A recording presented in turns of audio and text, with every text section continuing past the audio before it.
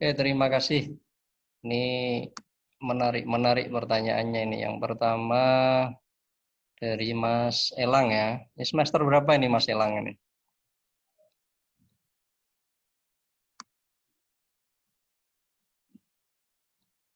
Oke lah, saya jawab aja. Tujuan utama kita mempelajari hadis itu apa? Saya sebenarnya ingin tanya ke Mas Elang ini. Dulu waktu masuk ke jurusan hadis itu tujuannya apa? Jadi orang mempelajari hadis itu ya memang bisa punya banyak tujuan dan motivasi ya. Tapi kalau kita ingin mengikuti tradisi para ulama dalam kajian hadis ini, cara yang paling mudah untuk menyelaraskan tujuan kita dengan tujuan para ulama hadis itu ya dengan cara kita membuka kitab-kitab ulumul hadis yang mutawasid ya, bukan yang ringkas. Kalau di Baikuni tidak ada, atau di apa Nuzhatun Nadhar juga tidak ada. Yang seperti yang ada di Tadribur Rawi atau di punyanya Syed Muhammad Al-Maliki, Al-Manhal Al-Latif, itu kalian atau kita buka pada pembahasan adabul thalibil hadis dan adabul muhaddis. Adab-adab yang harus dimiliki oleh seorang pengkaji hadis, pencari atau talib hadis, dan juga orang yang sudah sampai tahap muhaddis.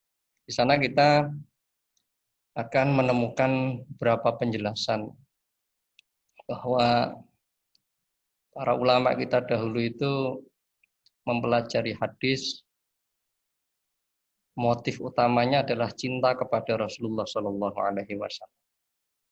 Kita bisa bayangkan bagaimana para sahabat setelah Rasulullah wafat, kemudian menyebar ke berbagai daerah, ada yang ke Kufah, ada yang pergi ke Mesir, ada yang ke Yaman, ada yang ke Syam, bahkan ada yang ke Khurasan. Mereka kemudian di tempat-tempat barunya itu menceritakan Rasulullah Shallallahu Alaihi Wasallam.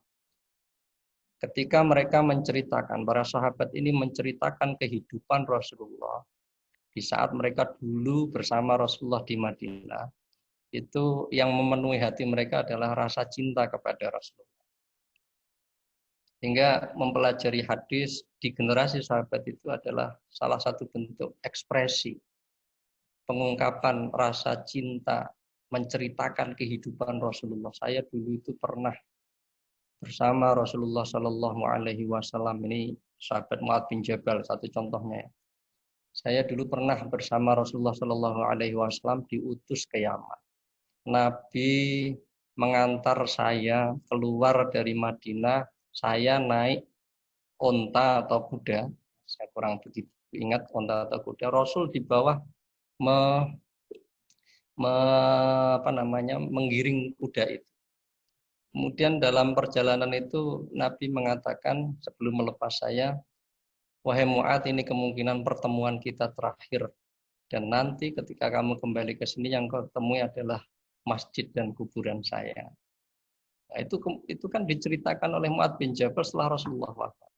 Dan memang betul ketika sahabat Mu'adz itu sudah di Yaman, kemudian Rasulullah wafat di tahun 11 Hijriah, sahabat Mu'adz tidak berada di Madinah, dan beliau datang ke Madinah itu setelah Rasulullah dimakamkan.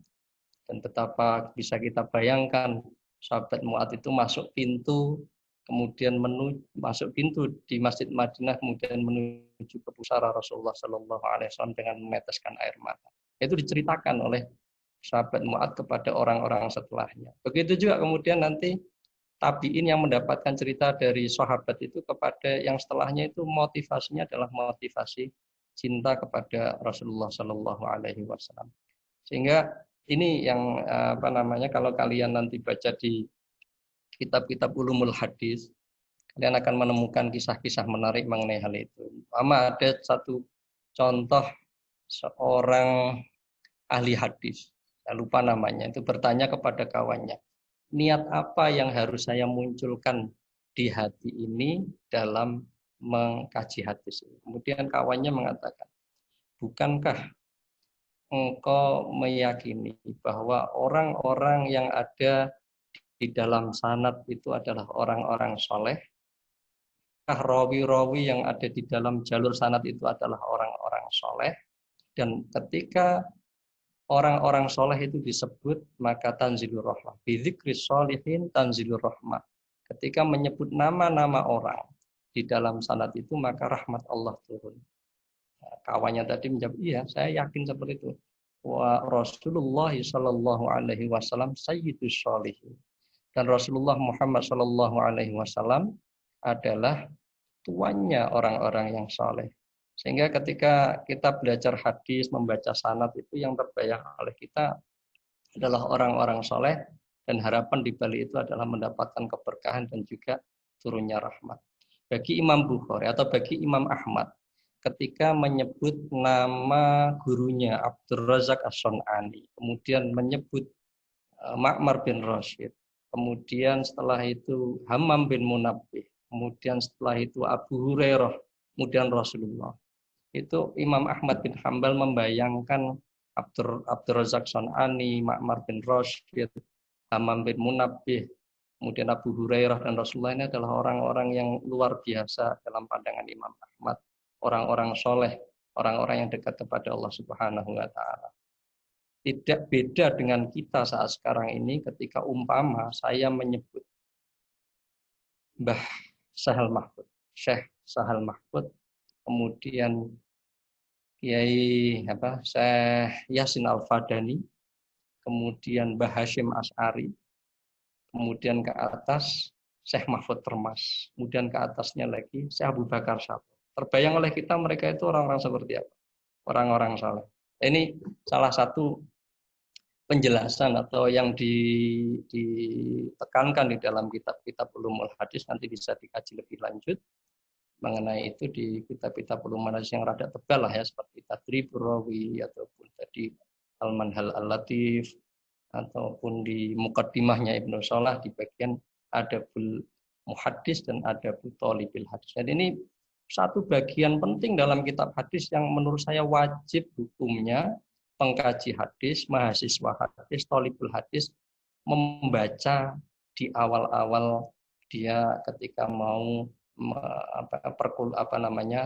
belajar hadis. Jadi adab-adab, utamanya adab mengisi hati ketika berinteraksi dengan hadis itu apa yang harus ada, itu perlu difahami melalui cerita-cerita, kisah-kisah, dan juga nasihat-nasihat ulama-ulama hadis generasi awal. Saya kira seperti itu. Ini tadi Mas Elang ya, Mas Elang Saputra. Itu tentunya tujuan ukhrawi kita, tujuan spiritualitas kita. Dan tujuan lain yang perlu kita munculkan selain itu adalah tujuan yang sifatnya ilmiah. Sifatnya ilmiah, umpama ketika kita melihat situasi di tengah masyarakat kita masih banyak orang-orang yang tidak peduli dengan hadis Rasulullah Shallallahu Alaihi Wasallam atau tidak peduli dengan hadis-hadis maudhu masih menyebar. Ya, kita juga bisa punya tujuan, saya belajar hadis supaya saya nanti bisa punya bekal untuk memberikan pemahaman kepada masyarakat mengenai ini. Atau di tengah masyarakat banyak wacana-wacana yang arahnya mengkritik hadis, tidak menerima hadis sebagai sumber ajaran Islam, atau mengkritik Sahih Bukhari, mengkritik beberapa hadis secara spesifik. Nah, kita juga bisa memposisikan diri sebagai orang yang nanti setelah belajar hadis berupaya untuk meluruskan pemahaman-pemahaman. Ya, sehingga tujuan yang sifatnya spiritual dan juga yang sifatnya intelektual ilmiah ini bisa digabungkan, sehingga dalam kita mempelajari hadis itu bisa ya seimbang, bukan hanya kemudian kita belajar itu ikhlas karena Allah, kemudian cari berkah, ya, berangkat, kemudian yang penting saya dekat dengan Rasulullah, tapi tidak berupaya untuk meningkatkan kapasitas keilmuan dalam bidang hadisnya, tapi dengan juga menghadirkan motivasi ilmiah tadi, umpama untuk meluruskan pemahaman-pemahaman yang melenceng, atau juga ada yang punya pemahaman bahwa kita harus langsung kembali kepada sunnah tanpa melalui tangga pemahaman ulama. Kalian nanti setelah belajar di perkuliahan akan bisa memahami ternyata tidak mudah mempelajari hadis. Sehingga ajakan-ajakan untuk langsung merujuk kepada hadis itu satu ajakan yang membahayakan. Kita menuju sunnah yang tinggi itu harus melalui tangga-tangga ulama, harus memahami pemahaman-pemahaman ulama terlebih dahulu sehingga bisa mendapatkan pemahaman yang benar mengenai hadis. Oke, saya kira itu ya Mas Elang Saputra. Tujuan spiritualitas harus ada, jangan sampai tidak ada. Kalau tidak ada nanti kita bisa seperti orientalis. Ya, seperti orientalis. Kajiannya luar biasa tapi tidak ada upaya untuk menumbuhkan rasa cinta di dalam hati ketika dia mengkaji hadis tersebut.